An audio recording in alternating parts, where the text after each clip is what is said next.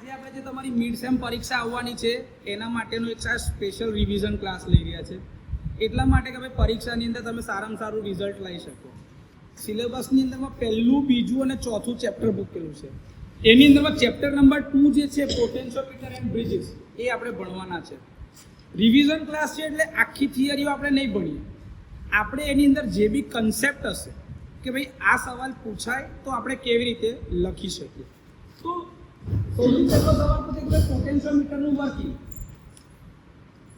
પોટેન્શિયોમીટરનું working. પોટેન્શિયોમીટરનું working સમજાવતા પહેલા આપણે જે સૌથી પહેલી ચીજ કે ભાઈ પોટેન્શિયોમીટરની જરૂર કેમ પડે છે, તો કે ભાઈ પોટેન્શિયોમીટર એટલે કે પોટેન્શિયલ માપવાનું એક મીટર.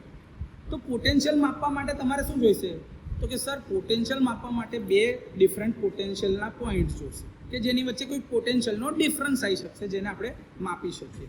તો એના માટેની વ્યવસ્થા એના કન્સ્ટ્રક્શનમાં શું છે, ભાઈ આ એની પાસે એક તાર લેવો પડે, એ અને બી. આ એક તાર છે પોટેન્શિયોમીટર. આ તાર જે છે ને એનું મટીરિયલ તો છે કાં તો નિક્રોમ મટીરિયલ અથવા તો મેંગેનીઝ, કોન્સ્ટન્ટન. આ બધા એવા મટીરિયલને મિશ્ર ધાતુઓ છે કે જેનો ટેમ્પરેચર રેઝિસ્ટન્સ કોએફિશિયન્ટ બહુ નાનો છે. એટલે કે તાપમાનની આના ઉપર બહુ અસર થતી નથી. તમે કહો સર તાપમાનની શું અસર થાય, તો ભાઈ જો તાપમાનની અસર એટલે થશે કેમ કે એની અંદરથી જો કરંટ જાય તો I² × R × T પ્રમાણે હીટ પ્રોડ્યુસ થશે અને એના લીધે એનો રેઝિસ્ટન્સ બદલાતો જાય. રેઝિસ્ટન્સ વધે એટલે પાછા લોસીસ વધે. જેમ જેમ ટેમ્પરેચર વધતું જાય લોસીસ વધતા જાય. નંબર ઓફ ટાઈમ એટલે I² × R × T જે આપણે કહીએ છીએ ને, એમાં R જે છે રેઝિસ્ટન્સ છે, I જે છે કરંટ ફ્લોઈંગ છે અને T જે છે ટાઈમ. તો જેટલી મિનિટ માટે વધારે એ ચાલુ રહેશે એટલો જ વધારે કરંટ જયા કરશે અને એટલો આ લોસીસ થશે અને એના લીધે જે છે ને ટેમ્પરેચર તમારું વધતું જશે.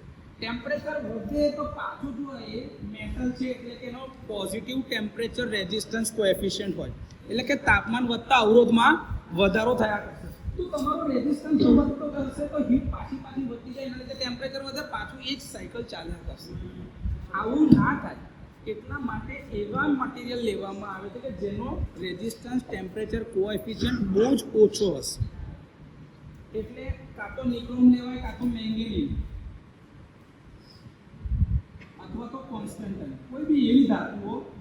આના સિવાય બી બીજી ધાતુ તમે લઈ શકો છો કે ભાઈ જેનો રેઝિસ્ટન્સ ટેમ્પરેચર કોએફિશિયન્ટ RTC કહીએ, ટેમ્પરેચર કોએફિશિયન્ટ એની વેલ્યુ કેવી હોવી જોઈએ, સ્મોલ. એટલે કે તાપમાન બદલાય તે છતાં બી એના અવરોધમાં બહુ વધારો કે ઘટાડો થવો જોઈએ નહીં. એટલે કે કોન્સ્ટન્ટ રેઝિસ્ટન્સ મળવો જોઈએ, આના પર અસર ના કરવી જોઈએ. આ મારા કંડક્ટરના બે પોઈન્ટ છે E અને B કે જેની વચ્ચે મારે પોટેન્શિયલ માપવું છે. શરૂઆત ધારો કે તમે કહેતા કે આ 0 વોલ્ટ છે અને આ 50 વોલ્ટ છે. ધારો કે સમજો કે ભાઈ 50 વોલ્ટમાં, પણ આપણે શું લીધું છે, આપણે તો તાર લીધો છે આ કંડક્ટર, એની કંઈક લંબાઈ હશે. ધારો કે આની લંબાઈ લેલો છું 100 સેન્ટીમીટર. ચાલો સમજવા પૂરતું. પણ સર પોટેન્શિયલ ડિફરન્સ માટે એને વર્કિંગ માટે એને જે વર્કિંગ કરવું પડશે એ વર્કિંગ માટે બી એક પોટેન્શિયલની જરૂર છે ને. એના જે વર્કિંગ પોટેન્શિયલની જરૂર છે એ આપણે આપ્યું છે DC બેટરી, પોઝિટિવ નેગેટિવ. આ બેટરી 2 વોલ્ટની બી હોઈ શકે કાં તો 5 વોલ્ટની, એટલે લખી રાખો 2 to 5 વોલ્ટ. આ બેટરીનું કામ આ તારને સપ્લાય આપવાનું મેઇન છે કે ભાઈ પોટેન્શિયોમીટરને વર્કિંગમાં લાવવા માટે આની જરૂર છે. આ જાણીતી વેલ્યુ છે, આ અનનોન નથી. આ EMF આના વર્કિંગ માટે જરૂરી છે. સર્કિટમાં બીજે ક્યાંય એનું ઇમ્પોર્ટન્સ એવું છે નહીં. સર પણ આ EMF ડાયરેક્ટ અહીંયા આગળ જશે તો આ તારને નુકસાન ના થઈ જાય એટલા માટે કરંટને લિમિટ કરવો પડશે. તો કરંટ લિમિટિંગ રેઝિસ્ટન્સ એ પાછું વેરિયેબલ રાખી શકાય. કરંટ લિમિટિંગ રેઝિસ્ટન્સ વેરિયેબલ કે જેથી કરીને એની ઇન્ટેન્સિટી કંટ્રોલ કરીને આપણે જોઈતા વોલ્ટેજ અંદર જવા દઈ શકીએ અને જોઈતો કરંટ એમાંથી પાસ થવા દઈએ, જેથી કરીને પોટેન્શિયોમીટરને નુકસાન થાય નહીં. સર હવે આ કન્સ્ટ્રક્શનની અંદર મને ખબર પડી કે એ બી એ તાર જે છે એની લંબાઈ કયા મટીરિયલમાંથી બને છે, એને જરૂર માટેનો એક ઈએમએફનો સોર્સ જોઈએ અને કરંટને લિમિટ કરવા માટે રેઝિસ્ટન્સ. પોટેન્શિયોમીટરની બેસિક રચનામાં આટલી વસ્તુ જરૂરિયાત છે. સર તો હવે પોટેન્શિયોમીટર કામ કેવી રીતે કરશે? તો ભાઈ પોટેન્શિયોમીટરનું કામ શું છે? અનનોન પોટેન્શિયલ માપવાનું. તો અનનોન પોટેન્શિયલ તો મારે માપવું હોય તો મારે એક અનનોન ઈએમએફનો સોર્સ લગાડવો પડે. આ જે E1 આને તમે B1 બી કહી શકો છો, બેટરી 1. તો E1 જે આપણે લગાડ્યો પોઝિટિવ અને નેગેટિવ, આ E1 જે છે ને એ મારું શું છે? Unknown EMF. શું છે? અનનોન ઈએમએફ મારે માપવું છે. હવે માપવા માટે આપણે શું કરીએ છીએ કે ભાઈ ધારો કે તમે માર્કેટમાં ગયા ને તમે કંઈક વસ્તુ લઈ રહ્યા, ધારો કે 2 કિલો તમે ચોખા લીધા છે, તો 2 કિલો ચોખા તમે કોની મદદથી માપશો? વજન કાંટો. વજન કાંટો શું બતાવશે કે ભાઈ કેટલું વજન એના ઉપર આવે છે એ તમને દર્શાવીને કહેશે. તો એવું અહીંયા આગળ દર્શાવવું તો પડશે ને કે ભાઈ આના વોલ્ટેજ આટલા થાય છે, આનું પોટેન્શિયલ ડિફરન્સ આટલું છે. એ દર્શાવવા માટે શું લેવું પડશે? કોઈક મીટર કે જે એ દર્શાવી શકશે. મીટર શું બતાવશે? સાદી ભાષામાં જે તમે વજન કાંટો કહો છો એનો મતલબ થાય ત્રાજવું. તમે જોયું છે કે ત્રાજવામાં ધારો કે તમે અહીંયા 2 કિલો ચોખા મૂકે તો અહીંયા શું મૂકો છો? 2 કિલો વજનિયા, જેને બાટ કહીએ આપણે સાદી ભાષામાં, એ મૂક્યા. જો એ 2 કિલો એક્ઝેક્ટ હશે ને 2 કિલો એક્ઝેક્ટ ચોખા થશે તો અહીંયા આગળ જે ખબર ત્રાજવાની ઉપર એક પેલો એક સોય જેવું હોય છે એ કાંટો કઈ હશે? 12 વાગ્યાની પોઝિશનમાં, એટલે કે 0 એક્ઝેક્ટ બેલેન્સ. તો એવું બતાવવા માટે આપણી પાસે અહીંયા કોઈ છે મીટર કે હાથ છે? ગેલ્વેનોમીટર. આને કહેવાય જોકી, કે જે A થી લઈને B સુધીના પાથ ઉપર કન્ડક્શન ચેક કરશે. જેવું ડીસી મશીનની અંદરમાં પેલા કાર્બન બ્રશ હોય કોન્ટેક્ટ તરીકે, એવું અહીંયા આગળ આ જોકી છે કોન્ટેક્ટ તરીકે, જે આખા કંડક્ટરની ઉપર ફરતું હશે ફ્રી મુવમેન્ટ સાથે. એટલે ફ્લેક્સિબલ વાયરથી કનેક્ટ કર્યું છે એને, ફ્રી મુવમેન્ટ. નહીં તો તમે ફિક્સ કરી દો તો એકલામાં જ જઈ હતું, પણ આની ફ્રી મુવમેન્ટ છે, આખા તારની લંબાઈ પર ફરી શકે. ગેલ્વેનોમીટર જે છે ને એ શું બતાવે? Null deflection. શું બતાવે? Null deflection. નલ ડિફ્લેક્શનનો મતલબ શું? શૂન્ય આવર્તન. શું બતાવે? શૂન્ય આવર્તનનો મતલબ થાય 0 કરંટ. શું થાય? 0 કરંટ. કરંટ જો 0 હોય, કરંટ 0 છે તો કહેવાય કે અહીંનું પોટેન્શિયલ ને અહીંનું પોટેન્શિયલ બંને બેલેન્સ છે. એનો મતલબ થાય 0 કરંટનો મતલબ થાય ઇક્વલ પોટેન્શિયલ ડિફરન્સ.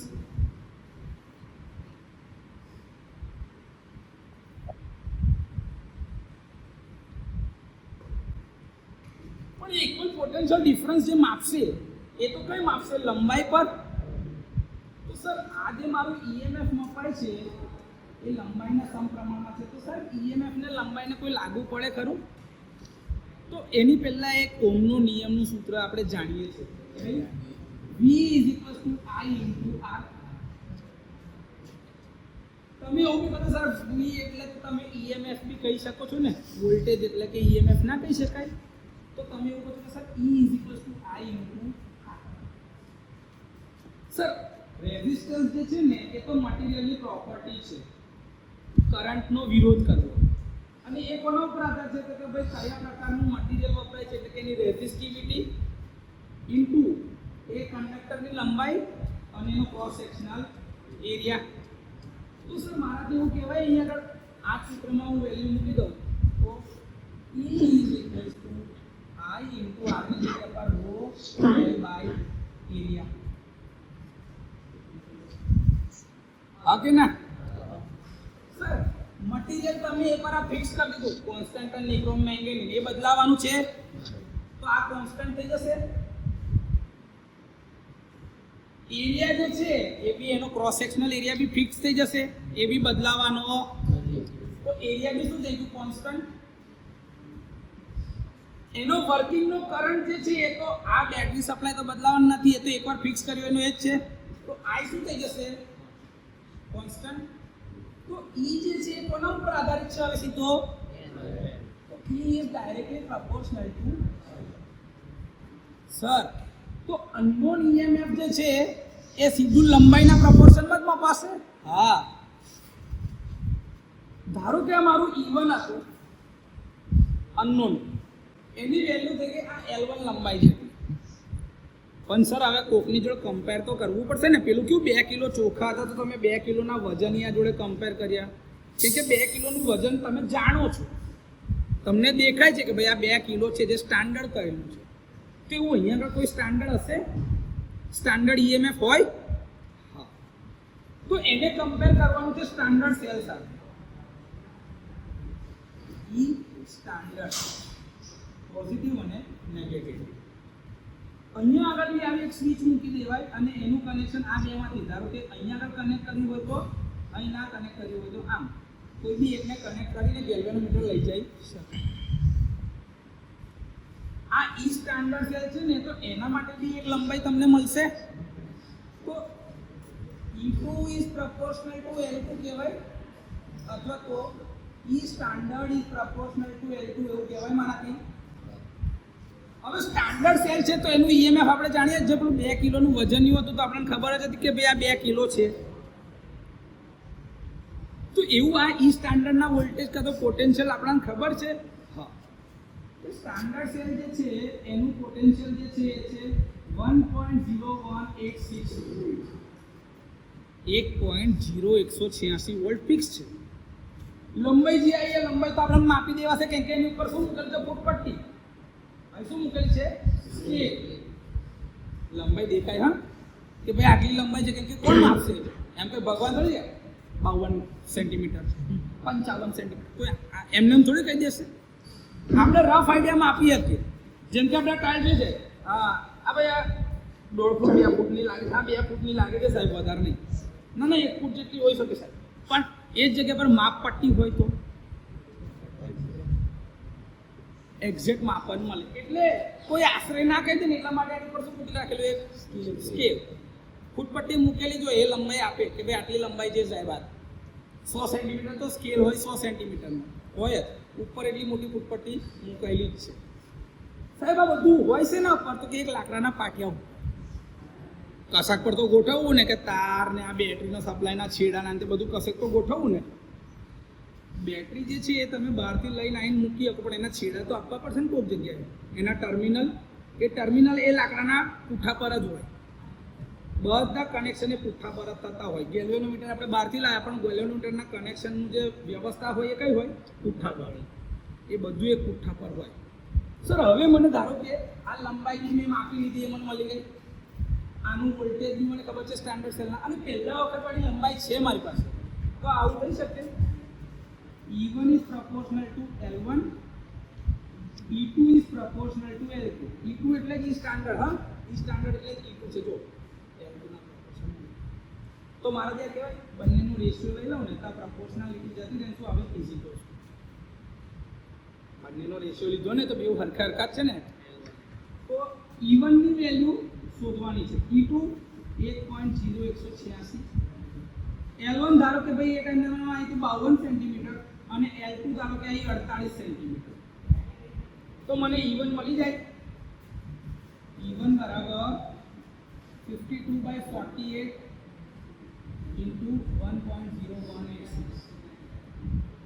તો જેટલો બી જવાબ આવે એ તમારા અનનોન EMF ની વેલ્યુ છે. આ એનું વર્કિંગ થઈ ગયું, પોટેન્શિયોમીટરનું વર્કિંગ. આ તમારી પહેલી એપ્લિકેશન બી છે કે ભાઈ પોટેન્શિયોમીટરની મદદથી અનનોન EMFનું માપન.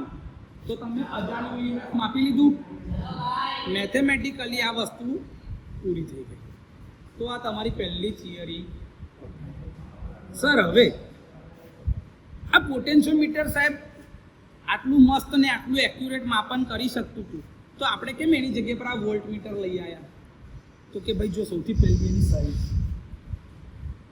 એક લિમિટેડ વેલ્યુના વોલ્ટેજ જ માપી શકે, જેમ વોલ્ટેજ વધારે માપવા હોય એમ પોટેન્શિયોમીટરની સાઇઝ મોટી કરવી પડશે. તો સાહેબ એની અંદર મટીરિયલ વધારે વપરાય, પ્લસ એને મિકેનિકલ ડેમેજ થવાના ચાન્સીસ, કશેકથી તાર તૂટી ગયો તો મટીરિયલ વધારે, મેન્ટેનન્સ બી વધારે રાખવું પડે. સાહેબ અમુક વાર સાહેબ એની જગ્યાએથી આપણે વોલ્ટેજ માપવા માટે છેડા લગાડવા પડે, તો ત્યાં પોટેન્શિયોમીટર લઈ જઈ શકાય. બીજું સર, દર વખતે તમારે એની જોડે સ્ટાન્ડર્ડ સેલ બી લઈ જવો પડે, એના સપ્લાયનો સેલ હોય લઈ જવો પડે, રેઝિસ્ટન્સ, આ ગેલ્વેનોમીટર, બધી વસ્તુઓ સાથે સાથે લઈ જવી પડે. અને દર વખતે સાહેબ એને વાપરતા પહેલા ચેક કરવું પડે કે સાચું છે કે નથી. તો આ બધી તકલીફોને દૂર કરવાની છે. એટલે પોટેન્શિયોમીટરની જગ્યાએ આપણે વોલ્ટમીટર વાપરવા લાગ્યા કે જેની અંદર બધું ઇનબિલ્ટ જ આવી ગયું. નાની કરવા સાહેબ પણ હમણાં પૂરતું તો આપણી પાસે પોટેન્શિયોમીટર જ છે. તો સાહેબ આની સાઈઝ મારે નાની કરવી હોય તો આવો વિચાર આવ્યો આરી ક્રોમ્પટનને. એણે શું કર્યું સાહેબ, આ લંબાઈ જે સીધી સીધી છે ને, એક કામ કરો એને ગોલ કરી દઈએ તો, સર્ક્યુલર કરી દઈએ તો. એટલે એણે કરી દીધું સર્ક્યુલર શેપમાં. પોટેન્શિયોમીટર જે પહેલા સીધું સીધું ચાલતું હતું ને એની જગ્યા ઉપર ચાલતું હતું આનું ડાયલ ટાઈપ તાર જે હતો એ અને એના ડાયલ. તાર જે હતો આવ્યો એ થી બી, તમારો તાર એ અને બી, એમાં એક છે આ તમારું ડાયલ P1 અને આ છે તમારું P2. P1 અને P2 એવું બેટરીને બી તમે ડાયલ ફોર્મમાં લઈ જઈ શકો છો. તો ભાઈ બેટરીની જોડે જે રિયોસ્ટેટ છે, આ જે વેરિયેબલ રેઝિસ્ટન્સ, જે આ વેરિયેબલ હતો ને પેલો રેઝિસ્ટન્સ, એને બી આપણે ડાયલ શેપમાં લઈ જઈ શકાય. તેને મેં ડાયલ શેપમાં લઈ એનો છેડો બહાર કાઢ્યો. આ ડાયલ શેપમાં બધું થઈ ગયું. એટલે સાઈઝ શું થઈ ગઈ નાની.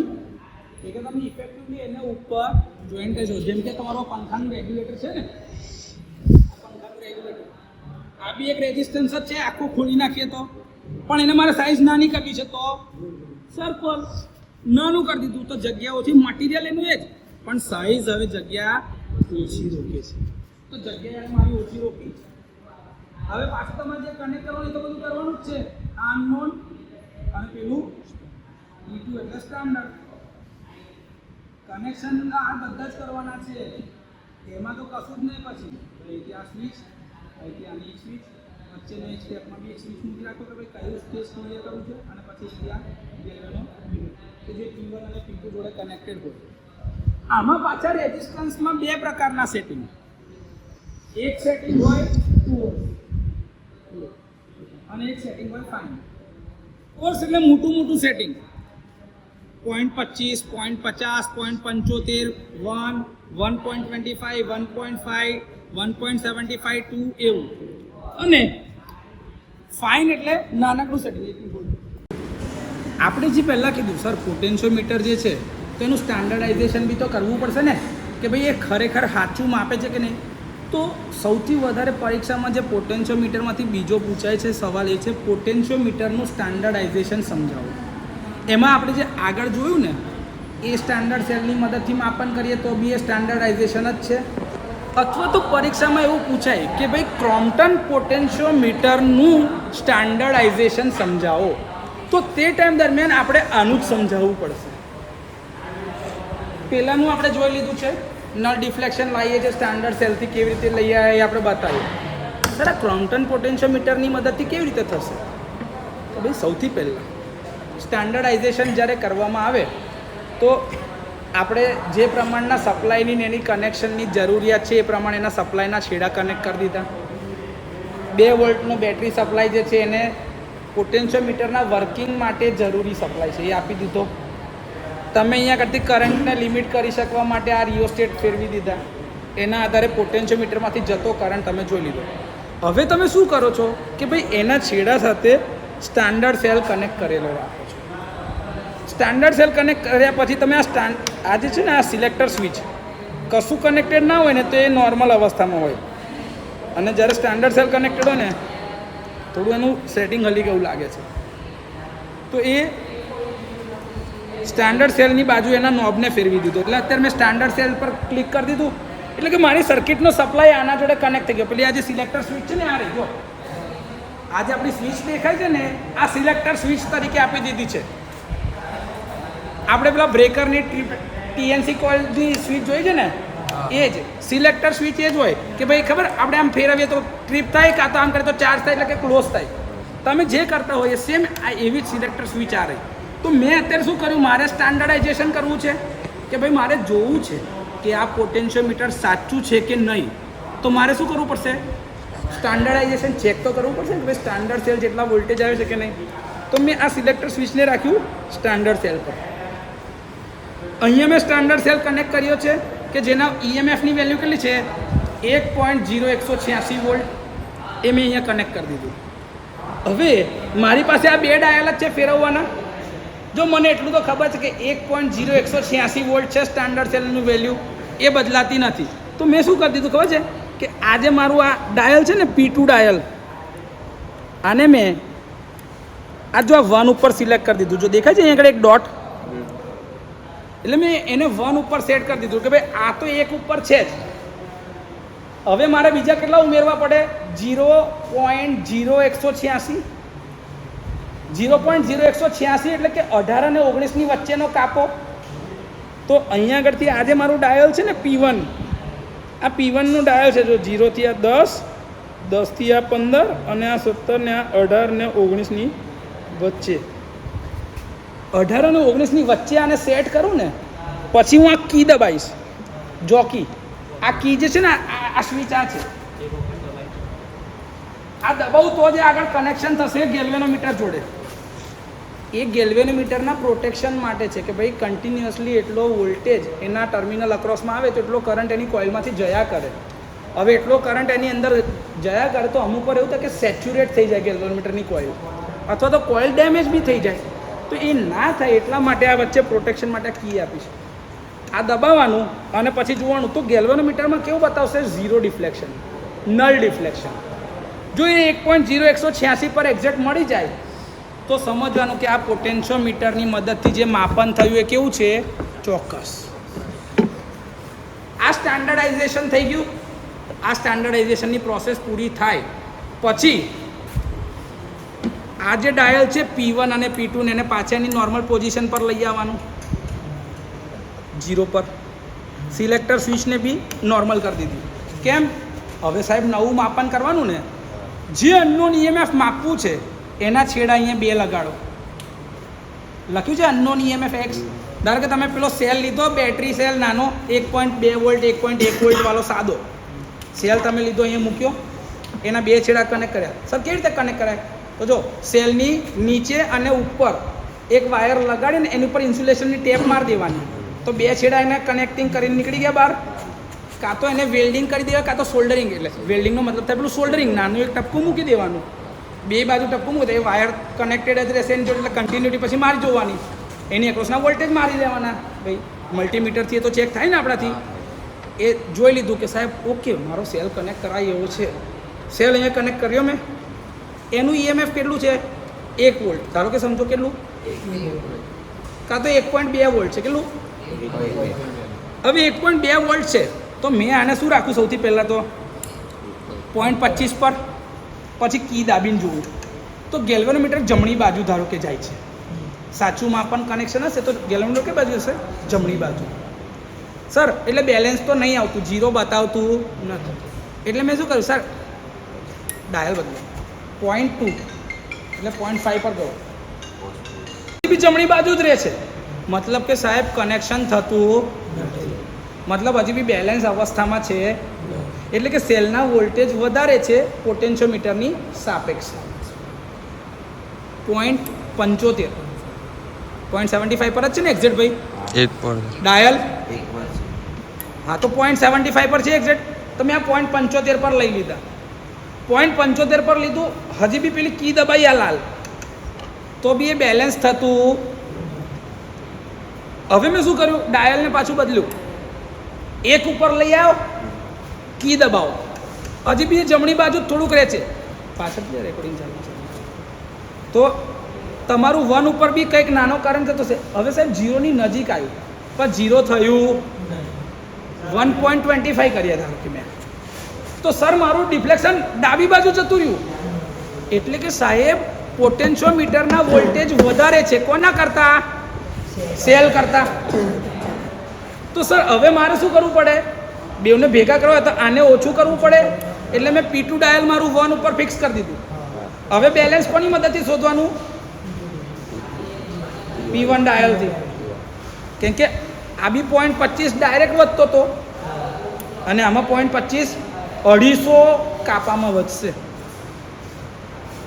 સર વધારતા જાઓ ને, ધારો કે મેં પહેલાં છે ને 50 કાપા આમ કરી દીધા, એટલે ભાઈ 0.005 0.05 50 થઈ ગયા ને એક છે 50 કાપા પર 0.050 એટલે 0.05 આયા ડાબી જોયું સાહેબ હજી બી જમણી બાજુ છે 0 ની નજીક પણ 0 થયું સર એક કામ કરો 100 કાપા લગીને લઈ લઈએ ચેક તો કરીએ ધારો કે 100 કાપા લગીનું લઈ ગયો ફરી આ કી દાબી સર પેલાનું 1.1 જે છે ને પેલાનું 1.2 છે સેલનું તો હજી નજીક જાય છે પણ 0 થતું એક કામ કરો ને સાહેબ મેક્સિમમ રેન્જ ઉપર લઈ લો ને 250 પર ધારો કે મેં 250 પર લીધું ને સાહેબ આ તો પાછું ડાબી બાજુ જતું રહ્યું મતલબ હવે ખબર પડી કે 100 થી 250 ની વચમાં કશેક છે એક કામ કરો ને સાહેબ 200 પર લે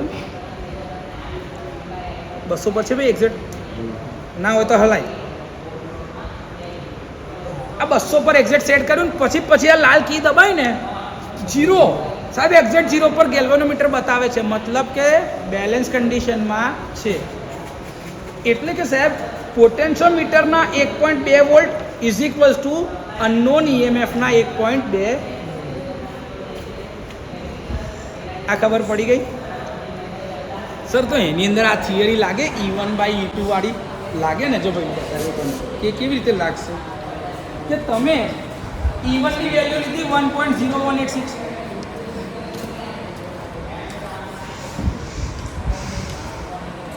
E1 ની વેલ્યુ શું છે 1.0186 વોલ્ટ એ ટાઈમે એની લંબાઈ શું હતી પેલા P1 ડાયલ પર લંબાઈ 18.6 સેન્ટીમીટર રફલી કહું છું કેમ કે 18.6 કાપા લગીએ ને આપણે 1 સેન્ટીમીટર સમજવાનું એને આ સાહેબ હવે જે વોલ્ટેજ આ અનનોન એ ટાઈમે આની લંબાઈ કેટલી હતી 200 સેન્ટીમીટર હા બધું સેન્ટીમીટરમાં છે તમે એ પ્રમાણમાં કાપી નાખશો ને આના પ્રમાણમાં પછી સેન્ટીમીટર એટલે 0.2 કરવું પડશે એને શું કરવું પડશે 0.2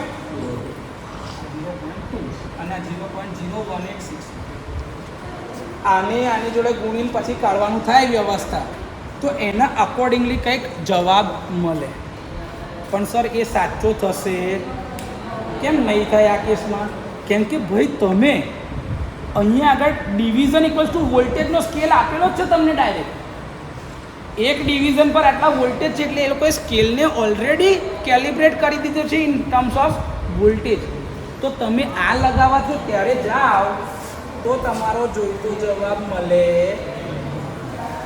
કેમ કે ઓલરેડી આણે સ્કેલને કેલિબ્રેટ કરીને વોલ્ટેજના ફોર્મમાં કન્વર્ટ કરી દીધું છે પ્લસ અહીંયા બી ડાયલને વોલ્ટેજના ફોર્મમાં કન્વર્ટ કરેલું છે તો તમને બે બાજુ વોલ્ટેજ જ મળે છે તો ડાયરેક્ટ જ મેઝરમેન્ટ થઈ ગયું કે નહીં તો લંબાઈ માપવાની જરૂર પડી આમાં એટલે કે ભાઈ પોટેન્શિયોમીટર જો ડાયરેક્ટ તમે આ વાપરશો તો તમારે ક્યાંય પેલું ગણતરી કરવાનું આવશે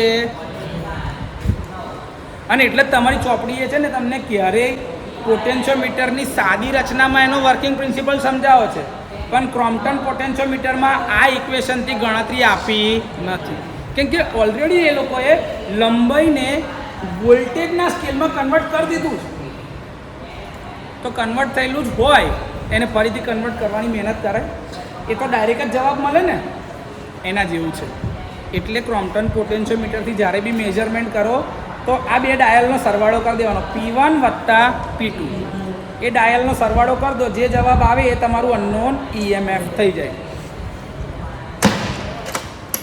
આમાં કોઈ ડાઉટ છે પોટેન્શિયોમીટરની અંદરમાં ક્રોમ્પટનમાં સર આમાં ક્રોમ્પટન પોટેન્શિયોમીટરમાં એવું થતું હતું કે સાહેબ છે ને 1.0186 વોલ્ટ જે છે ને એક્ઝેક્ટ નહોતા આવતા 18 અને 19 ની વચ્ચેનો કાપો હોય સાહેબ તો એક્ઝેક્ટ દર વખતે ના બી આવે ને તો એ એરર મારે દૂર કરવા માટે શું કરાય કે ડાયલ બીજું વધારી શકાય અથવા તો પેરેલલમાં એનો મલ્ટીપ્લાયર શન્ટ બદલી શકાય એ રચના કરી હતી વર્નિયર જેને આપણે વર્નિયર પોટેન્શિયોમીટર અથવા તો 3 ડાયલ પોટેન્શિયોમીટર કહીએ છીએ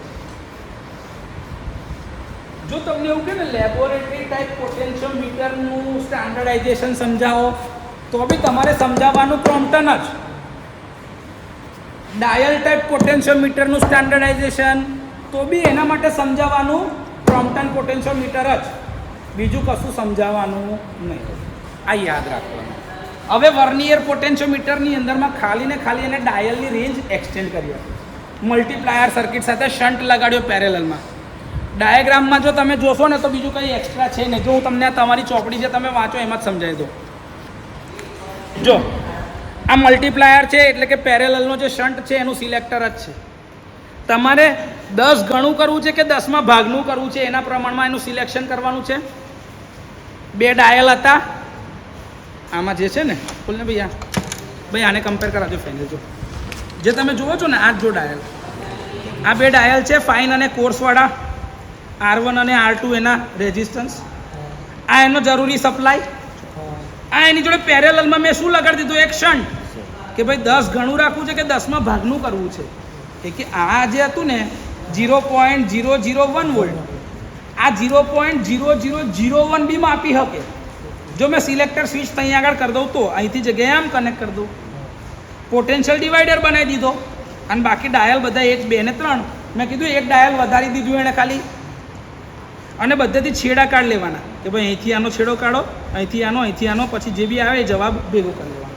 નેગેટિવ દરેકનો કોમન હશે. જો નેગેટિવ છેકથી છેક અડકતો હશે અને પોઝિટિવમાં ટેપિંગ કાઢેલો હશે. જ્યાં ઈચ્છા થાય તેથી ટેપિંગનો છેડો બહાર કાઢતું જવાનું, આગળ કનેક્ટ કરતું જવાનું. એક્યુરસી ક્લાસ આના વધારે સારો છે અને વધારે ઊંચું મેઝરમેન્ટ આપશે. કેમ કે આ જે 0.0186ની અંદરમાં 0.001 વોલ્ટની એક્યુરસી હતી, એની જગ્યા પર પહેલાંમાં 0.0001, એના કરતાં 10 ગણી એક્યુરસી વધી ગઈ. માપન 10માં ભાગનું થાય પણ એક્યુરસી 10 ગણી થઈ જાય. હા, જેમ જેમ ડાયલ વધારે ને વધારે એક્યુરેટ થતું જાય એમ. પણ જગ્યા બી તો પછી વધારે રોકાતી જાય.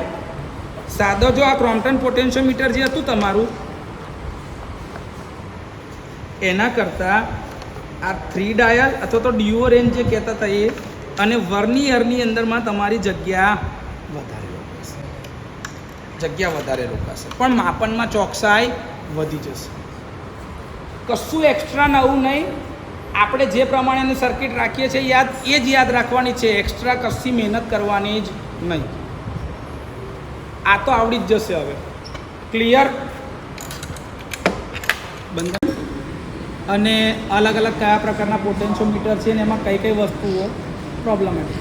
સર એ ક્યાં વપરાશે? વસ્તુ વપરાય ના ત્યાં લાગીને કામની જ નહીં ને, કોઈ લે જ નહીં ને. એનું કંઈક એપ્લિકેશન તો જોઈએ. એવું આ પોટેન્શિયોમીટરની બી એપ્લિકેશન છે.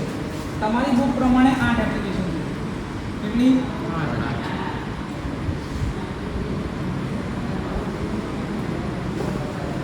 સૌથી પહેલી તો આપણે જોઈ લીધું કે ભાઈ પોટેન્શિયોમીટરની વર્કિંગ જ. પોટેન્શિયોમીટરનું વર્કિંગ, એને વર્કિંગ ના કેવું હોય તો મેઝરમેન્ટ ઓફ અનનોન EMF. શું કહેવાય? Measurement of unknown. આ બે રીતે એટલે લખ્યું કે તમને એક હિન્ટ મળી રહે કે ભાઈ ધારો કે એવું કે ભાઈ પોટેન્શિયોમીટરની એપ્લિકેશન લખું કોઈ બી એક તો સમજાવવાનો આ જ સવાલ. એટલે પહેલો જે સવાલ તૈયાર કર્યો હોય ને એનાથી તમારા 2 કામ નીકળી ગયા. એવું બી પૂછે ભાઈ મેઝરમેન્ટ ઓફ અનનોન EMFની એપ્લિકેશન પોટેન્શિયોમીટરની મદદથી સમજાવો. એક જ સવાલ તૈયાર કરવાનો આગળનો અને એમાં 2 સવાલના જવાબ તૈયાર થઈ જાય. બીજી એપ્લિકેશન જે છે ને એ હું મારી રીતે કહું છું. હવે ધારો કે તમે EMF માપી શકતા હોય તો બીજું શું માપી શકાય? Measurement of unknown current.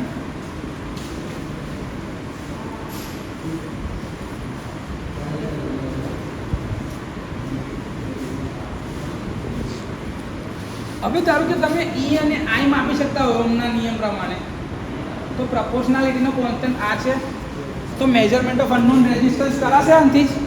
હા સાહેબ થઈ જશે ને. ત્રીજી એપ્લિકેશન છે measurement of unknown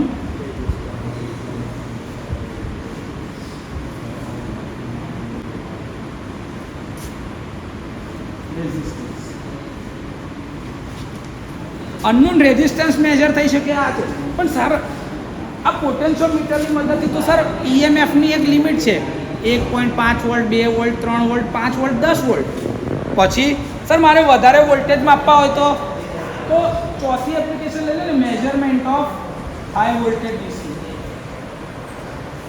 measurement of high voltage. હવે આ હાઈ વોલ્ટેજની એક લિમિટ છે ભાઈ કે આપણે નોર્મલી છે ને 220 વોલ્ટ ડીસી વાપરી રહ્યા છીએ, તો આ 300 વોલ્ટ લગીનની માપી શકીએ. કેટલા? 300 600. હાઈ વોલ્ટેજ એટલે ભાઈ 11 કેવી ને એવું બધું ના સમજશો. એટલા માટે આ પોટેન્શિયોમીટર ડિઝાઇન થઈ શકે છે, ના નહીં, પણ પછી એના માટે વોલ્ટેજ રેશિયો બોક્સ મોટું લેવું પડશે અને એની અંદરમાં લોસીસ વધી જશે પાછા, કેમ કે કરંટ જાય તો રેઝિસ્ટન્સના લીધે વોલ્ટેજ ડ્રોપ થાય જ અને એના લીધે પાવરના લોસીસ બી થાય. સર ધારો કે આ વોલ્ટેજ કરંટ રેઝિસ્ટન્સ માપી શકતું હોય તો જો આ ચાલુ હોય અનનોન એ માપી શકતો હોય તો સર આ ધારો કે ઈએમએફ માપવા માટે આપણે શું વાપરીએ છીએ? વોલ્ટમીટર. સર વોલ્ટમીટરને આપણે સાચું છે કે ખોટું એ ચેક કરાય? હા. તો આ સાહેબ કેલિબ્રેશન બી કરી શકે છે. Calibration of voltmeter. સર બીજું આપણે તમે કહીએ પાવરના લોસીસ થતા હોય તો સર જો વોલ્ટેજ મપાય કરંટ મપાય તો V × I પાવર મપાય. V × I. હા. તો એની મદદથી તમે અહીંયા પાંચમી એપ્લિકેશન જે છે ને આપણા કેલિબ્રેશન છઠ્ઠા પર લઈ લઈએ છીએ. પાંચમા ઉપર હું રાખું છું મેઝરમેન્ટ વાળું. Measurement of power.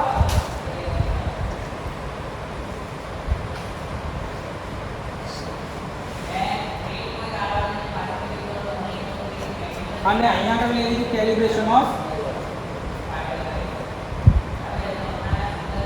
વોલ્ટમીટર. તો એવી રીતે જો વોલ્ટમીટરનું કેલિબ્રેશન થઈ શકે તો એમીટરનું થઈ શકે. Calibration of ammeter. Sir voltmeter ને એમીટરનું કેલિબ્રેશન થાય તો V × I પાવર એટલે કે વોટમીટર એનું કેલિબ્રેશન થાય થઈ જશે. તો કેલિબ્રેશન ઓફ વોટમીટર. આ 8 એપ્લિકેશન આપણે ભણવાની છે. એમાંની પહેલી એપ્લિકેશન તો આપણને ખબર જ છે, તો આજે 2 થી લઈને 8 સુધીની બાકીની એપ્લિકેશન જોઈ લઈએ એટલે પિક્ચર આપણી વચ્ચેથી પૂરું થઈ જાય પોટેન્શિયોમીટરનું. ચાલુ કરી દઈએ ભાઈ. જાગો છો? જોરથી અવાજ નહીં આવતો?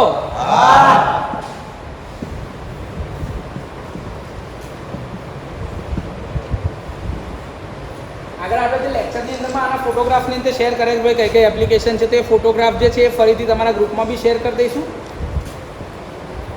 બાકી આ લખાણમાં તો વિડીયોની અંદરમાં રેકોર્ડમાં તો છે જ આપણી પાસે, કે ચિંતા કરશો નહીં, વસ્તુ આપણા સુધી બધી રેડી છે.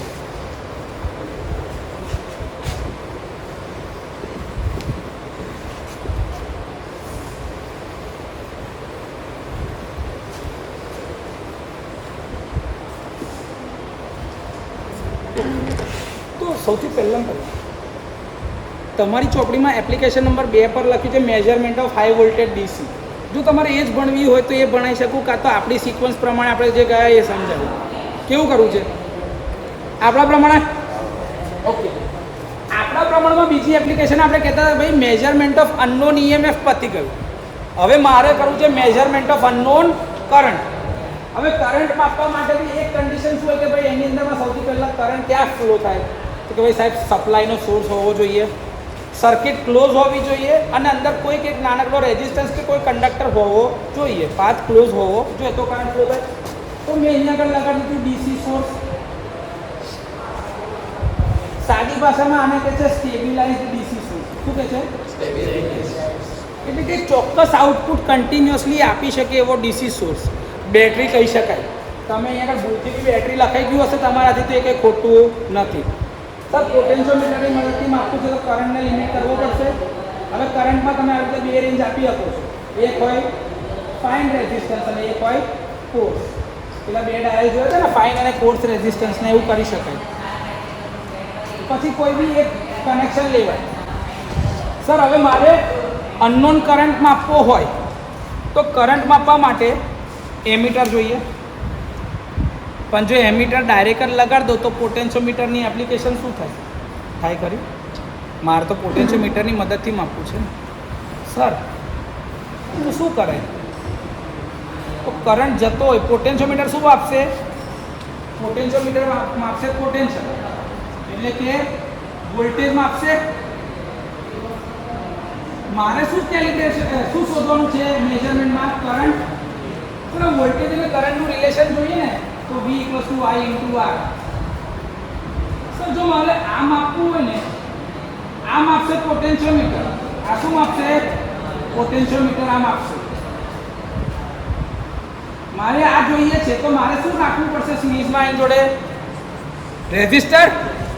મેં એક રેઝિસ્ટર લગાડ્યો સાહેબ, અનનોન.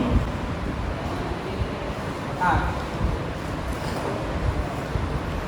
પણ સર અનનોન રેઝિસ્ટન્સ તો લગાડ્યો, પણ કોઈક જોઈતી વેલ્યુ તો જાણતી વેલ્યુ બી તો લગાડવી પડશે ને એની જોડે. તો મારે એક બીજો રેઝિસ્ટર બી લગાડવો પડશે, જેને આપણે સ્ટાન્ડર્ડ રેઝિસ્ટન્સ કહીશું RS. આ બંને કેવા લગાડવા પડશે એકબીજા જોડે? કેમ સિરીઝમાં? સર સિરીઝની અંદરમાં વોલ્ટેજ અલગ અલગ થાય અને કરંટ સેમ જ રહે. કરંટ બદલાય. સર આપણે તો કરંટ બદલાવો જોઈએ નહીં, જેટલો કરંટ એન્ટર થયો એટલો જ જવો જોઈએ. આ થઈ ગઈ તમારી સર્કિટ પૂરી, પોઝિટિવ અને નેગેટિવ. અહીંયા પરથી બે છેડા કરવા પડશે, 1 2 એવા સ્ટાન્ડર્ડની એપ્રોચમાં 1 2. ધારો કે આની વેલ્યુ છે 10 ઓહ્મ. કેટલા છે? આની વેલ્યુ મારે શોધવાની. સોરી રેઝિસ્ટરની આપણે કરંટ કેટલો જાય છે શોધવાનું છે. અહીંથી જ્યાં આવી ગયો ને આ શોધવાનું છે આપણે. તો મેં શું કર્યું? આનું મેં આપ્યો +1 -1 અથવા તો +SC -SC, તમે જે કહેતા હોય. સ્ટાન્ડર્ડ સેલની જગ્યા પર મેં સ્ટાન્ડર્ડ રેઝિસ્ટન્સ એના ક્રોસમાં લગાવ્યો, તો એના વોલ્ટેજ તો મને મળી જશે ત્યાંથી. અહીંયા આગળ બી કંઈક વોલ્ટેજ ડ્રોપ થતો હશે એટલે મેં લખ્યું +2 અને -2. પણ સર આની જોડે પોટેન્શિયોમીટર કનેક્ટ તો કરવાનું ને. તમારી ચોપડી શું લખે ખબર છે? ડાયરેક્ટ અહીંથી એરો પાડીને ટુ પોટેન્શિયોમીટર. અલા પણ પોટેન્શિયોમીટર કનેક્ટ કેવી રીતે થયું? તો પોટેન્શિયોમીટરની સર્કિટ જો આપણે ધારો કે આ દોરીએ, ± પોટેન્શિયોમીટરનો બેટરી સપ્લાય, આ એનો કરંટ લિમિટિંગ રેઝિસ્ટન્સ, અને અહીંયા આગળથી જે જતું હતું આ તાર તમારો A અને B. તમે અહીંયા શું કરતા હતા? +2 -2 +1 -1. યાદ છે સ્ટાન્ડર્ડ સેલમાં અહીંયા આગળ આપણે લખતા હતા EST +-. તો આ શું છે? +1 -1 +2. અહીંથી આ તમારી સ્વિચ, આ તમારી સિલેક્ટર સ્વિચ, બેની વચમાં પેલી સ્વિચ એક મૂકી દેવાની, એટલે ભાઈ કયો સ્ટેપ ક્લિયર કરવું છે. અને અહીંથી આ તમારું રેલવેનો આ છેડાથી છે ને +1 -1 અહીંયા જશે. આ પ્લસ માઇનસ આ કનેક્ટ થયું, અને આ +2 -2 ક્યાં જશે? +2 -2. આ છેડા આની જોડે આવી રીતે કનેક્ટ થશે, તો આ ડાયાગ્રામ આખો પૂરો થાય. તમે આવું ધારો કે છોડી દેશો તો તમને ખબર જ નહીં પડે કે પોટેન્શિયોમીટર કનેક્ટ કઈ આગળ કર્યું ને કેવી રીતે કર્યું. આ ઇમ્પોર્ટન્ટ ડાયાગ્રામ છે. હવે સર કામ કેવી રીતે કરશે? તો જો અહીંયા આગળથી જે વોલ્ટેજને ડ્રોપ મળતા હશે કે ભાઈ મેં +SC +1 -1 પર કર્યું તો એની વેલ્યુ મળી હતી 50 સેન્ટીમીટર. કેટલી? 50 સેન્ટીમીટર. આનો રેઝિસ્ટન્સ મને ખબર હા કે ના? આની અક્રોસના વોલ્ટેજ ડ્રોપ બી જે આવશે +1 -1 તો 50 સેન્ટીમીટરની લંબાઈ આવી. એવી રીતે અહીંયા આગળથી બે લાઈશ તો એ ટાઈમ દરમિયાનમાં લંબાઈ શું આવશે? 70 સેન્ટીમીટર જેવી. તો શું થઈ ગયું કે ભાઈ VR/VS voltage drop across this two. તો પહેલા સ્ટાન્ડર્ડ વખતે કેટલા હતા? 50 અને આ થઈ ગયા 70. હા કે ના? ઓકે. તો 50 અને 70 સર તો મને ખબર જો આના અક્રોસના વોલ્ટેજ ડ્રોપ જે છે એ મારે શોધવા પડશે રેશિયો પ્રમાણમાં. તો VR upon VS is equals two 7/5 થઈ ગયું. એટલે જો VR ની અક્રોસમાં 7 વોલ્ટ હોય ને તો VS ની અક્રોસમાં 5 વોલ્ટ હશે. Yes or no? Okay sir, ધારો કે VS ની અક્રોસના વોલ્ટેજ ડ્રોપ નહીં ખબર, પણ એમાંથી જે કરંટ જાય છે ઇન્ટુ રેઝિસ્ટન્સ તો તમે કરી શકો છો ને. તો થઈ ગયા I into 10 ohm is equals two 5 volt. હા કે ના? તો I બરાબર શું થઈ ગયું? 5/10 કે 0.5 એમ્પિયર. યસ ઓર નો? તો 0.5 એમ્પિયર આમાંથી ગયા. તો મારો કરંટ મેજર થાય કે ના થાય? હા કે ના? મારે તો આ અનનોન રેઝિસ્ટન્સ બી શોધી નાખવું હોય તો થાય? થાય કે ના થાય? કેવી રીતે થાય? સર VR ઇક્વલ્સ ટુ 7 તો છે જ, સિરીઝનો કરંટ મળી ગયો. તો શું થઈ ગયું? VR is equals two I into R unknown. આ કેટલા છે? 7. કરંટ કેટલો છે? 0.5. તો R શોધાય. R equals to 7 divided by 0.5. એ 14. સીધો જ અનનોન રેઝિસ્ટન્સ બી શોધાઈ ગયો એક જ સર્કિટથી. થઈ શકે છે આવું? આ થઈ શકે છે. હું વાત કરો સાહેબ, એક જ સર્કિટમાં તમે બેવ પતાવી દીધું? થઈ શકે છે આવું. તો સર મારી ચોપડી તો આ નહીં લેતી, મેજરમેન્ટ ઓફ રેઝિસ્ટન્સ વાળામાં આ લઈ લીધું, પણ મેજરમેન્ટ ઓફ કરંટ વાળાની અંદરમાં આ નહીં લેતી. રાજા એ જ છે, જો એને આ અનનોનની જરૂર છે જ નહીં, એને આ સ્ટાન્ડર્ડ રેઝિસ્ટન્સ એકલો જ રાખીને તમે કરી નાખો ને, હું વાંધો છે. પણ મેં બંને એપ્લિકેશન કેવી કરી દીધી? ભેગી. કેમ કરી દીધી? સમજણ જલ્દી પડી જાય ને મારે બે ડાયાગ્રામ દોરવા પડે નહીં. એક જ ડાયાગ્રામમાં બે એપ્લિકેશન પતી ગઈ. કઈ કઈ? મેજરમેન્ટ ઓફ અનનોન રેઝિસ્ટન્સ અને અનનોન. એક જ ડાયાગ્રામમાં. હા, એટલા માટે કહું છું કે કોમ્પ્લેક્સિટી આપણે ઓછી કરી દેવાની. મગજને યાદ રાખવા માટે આકૃતિઓ જ ઓછી આપવાની. તમે આવું દોર નાખશો ને તમે આ બતાવશો તો આ ખોટું છે. ટેકનિકલી જોવા જાઓ, સિરીઝમાં કરંટ એક હરખો જ જવાનો છે, કોઈ તકલીફ. સ્ટાન્ડર્ડ રેઝિસ્ટન્સની અક્રોસનો વોલ્ટેજ ડ્રોપ તમે માપી લો, કરંટ તમે માપી શકો ડાયરેક્ટ આઈ. એ જ કરંટને તમે અનનોન રેઝિસ્ટન્સ જોડે ગુણી નાખો તો વોલ્ટેજ ડ્રોપ તો તમને ખબર જ છે. તો એ જો બેલેન્સ થવા માટે અનનોન રેઝિસ્ટન્સની વેલ્યુ આ રીતે શોધાય. મેં એક જ કાંકરે બે પક્ષી મારી દીધા, એટલે કે એક જ એપ્લિકેશન સમજાવતા પતી ગઈ.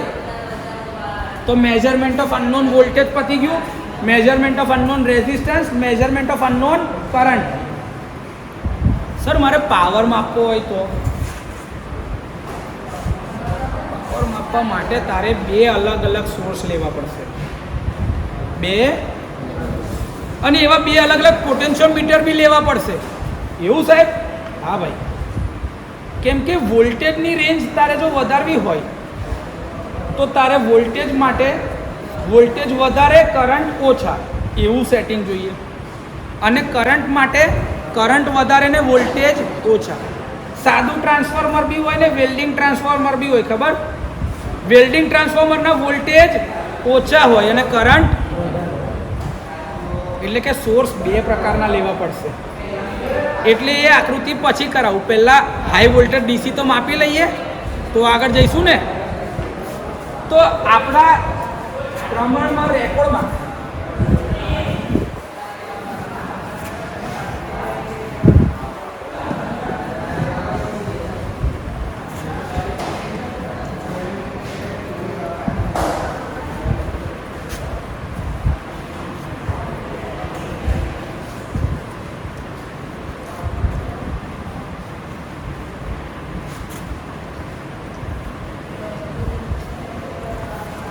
એપ્લિકેશન નંબર 4 આપણા રેકોર્ડ પ્રમાણમાં. હા, એમ 5મી હતી ચોથીમાં આપણે પાવર નાખેલો તો પણ હવે પાવર વધારે માપવું હોય તો વોલ્ટેજની રેન્જ બી મોટી જોશે ને કરંટની રેન્જ બી તો વધારવી પડશે.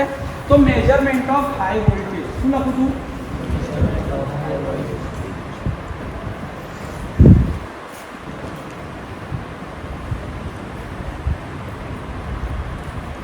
હાઈ વોલ્ટેજ મારે માપવા હોય ને તો મારે એક વસ્તુ જોઈએ છે VR બોક્સ, જેને કહેવાય છે વોલ્ટેજ રેશિયો બોક્સ. શું કહેવાય છે?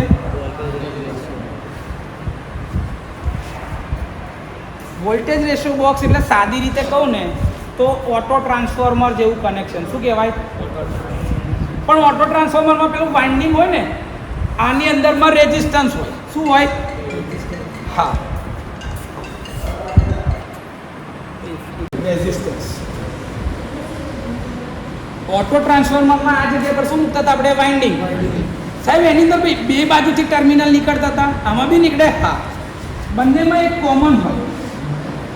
આ શું હોય? 0 વોલ્ટ 0 વોલ્ટ એટલે કે કોમન. આવું ખબર છે કે નહીં સાહેબ? ઓટો ટ્રાન્સફોર્મર સ્ટેપ અપમાં બી કામ કરે ને સ્ટેપ. તો મારે કઈ બાજુ સ્ટેપ અપ ને કઈ બાજુ સ્ટેપ ડાઉન રાખવું છે મને કહો, ચાલો એ પ્રમાણમાં. આ બાજુ સ્ટેપ અપ કરી દેવું કે સ્ટેપ ડાઉન? ચોપડી પ્રમાણમાં ગોખેલું ના બોલશે, આપણે કંઈક નવું જ વિચારવાનું. આપણું મગજ જે કે મેં ઊંધું કર્યું, આ બાજુ સ્ટેપ અપ લઈ ગયા હતા ભાઈ. જો સ્ટેપ અપ એટલે કે વોલ્ટેજ વધારે. હા, વોલ્ટેજ વધારે જોઈએ છે. આ બાજુ સાહેબ તો કે ભાઈ રેટેડ પોટેન્શિયોમીટર વોલ્ટેજ. શું થાય?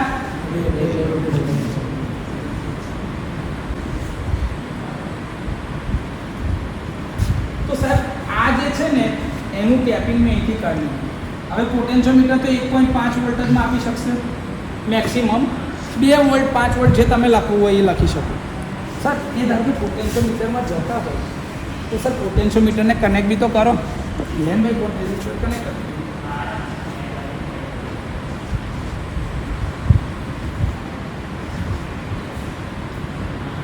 આ A અને B તાર. હવે હું સ્ટાન્ડર્ડ સેલને ઉપર રાખું છું.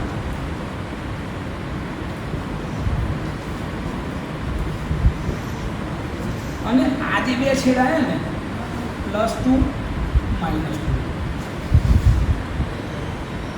+2 અને -2 વચ્ચે પાછી પેલી એક સ્વિચ તો ખરી અને આ બેની વચમાં બી એક સ્વિચ યાદ રાખવાની. આ +2 નો છેડો મેં અહીંયા આપી દીધો છે અને આ -2 નો છેડો. Done sir? આ તો 1.5 જ વોલ્ટ માપશે, પણ અહીંયા આગળ ધારો કે મારે 220 વોલ્ટ ડીસી લગીને જઉં છું એટલે મેં ટેપિંગ કાઢી દીધું સાહેબ 300 વોલ્ટ સુધી માપશે. કેટલા? તો સર આ બંનેની વચ્ચેનો રેશિયો કેટલો થવો જોઈએ કે આ 300 માપે? તો ભાઈ માપી શકવાની મેક્સિમમ ક્ષમતા કેટલી છે? 1.5 વોલ્ટ. 1.5 મારે કેટલા માપવાના છે? 300. તો કેટલો રેશિયો રાખું તો એ 300 માપી શકે? તો એ થઈ જાય 300 ભાગ્યા 1.5. તો 300 ભાગ્યા 1.5 એટલે કેટલા આવશે? 200 ટન. તો સર ધારો કે હું અહીંયાથી અહીંયા લગીને મારે માપવો હોય 300 લગીને, તો એનો મલ્ટીપ્લાયર કેટલો લેવાય?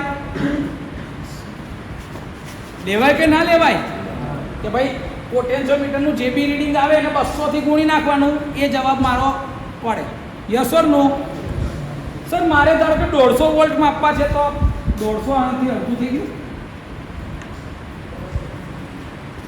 150 વોલ્ટ માપી શકે. કેટલું? 1.5. કેટલા માપવા છે? 150.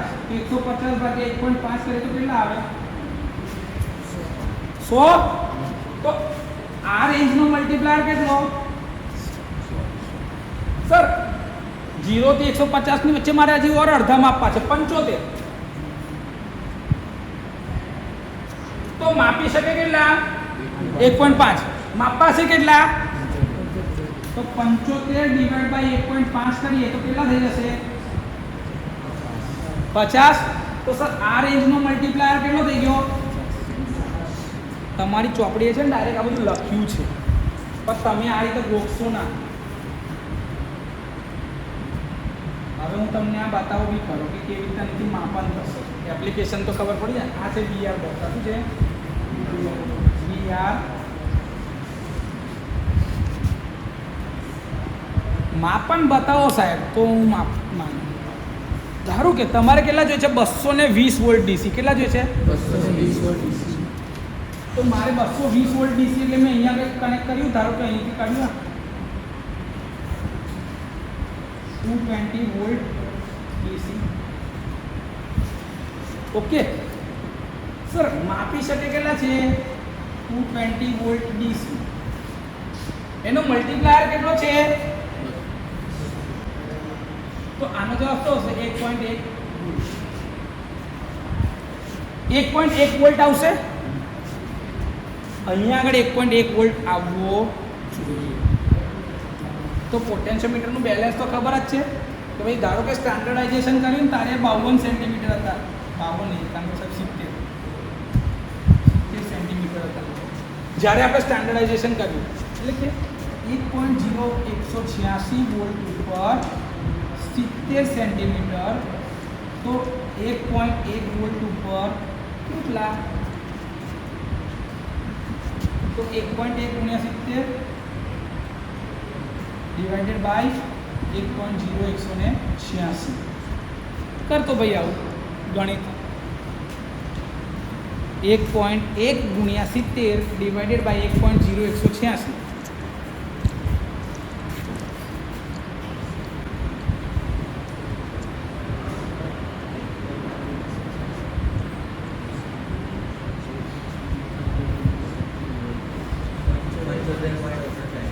એટલે કે 75.69 સેન્ટીમીટર પર બેલેન્સ કન્ડિશન આવશે. ક્યારે આવશે? હવે જ્યારે આ 75.69 પર બેલેન્સ થાય ને, ગેલ્વેનોમીટર 0 બતાવે, ત્યારે આપણે પોટેન્શિયોમીટરની અક્રોસના વોલ્ટેજ જોશું ને, તે કેટલા હશે? 1.1 વોલ્ટ. પણ આ વોલ્ટેજ રેશિયો બોક્સ છે ને, એ એને મોટું કરે છે. સિગ્નલ એમ્પ્લિફાય કરેલા વોલ્ટેજ જવા દે છે. એટલે measurement of high voltage with the help of potentio. તમારી ચોપડીની અંદર જે એપ્લિકેશન નંબર 2 છે ને, એ ખાલી એ લોકોએ વાર્તા કરી છે, થિયરી. એકચ્યુઅલી એનું મેથેમેટિક્સ આ છે. કોઈ બી એપ્લિકેશનને જ્યાં સુધી ગણિતની દ્રષ્ટિએ નહીં સમજીએ ત્યાં સુધી એ સાચું છે કે ખોટું એ ખબર પડશે જ. આ સમજ પડે છે? ના સમજ પડે તો આ રેકોર્ડેડ વિડીયો આપણી ચેનલ પર મૂકીએ ત્યારે એનું રેકોર્ડિંગ જોઈ લેવું. જવા દો.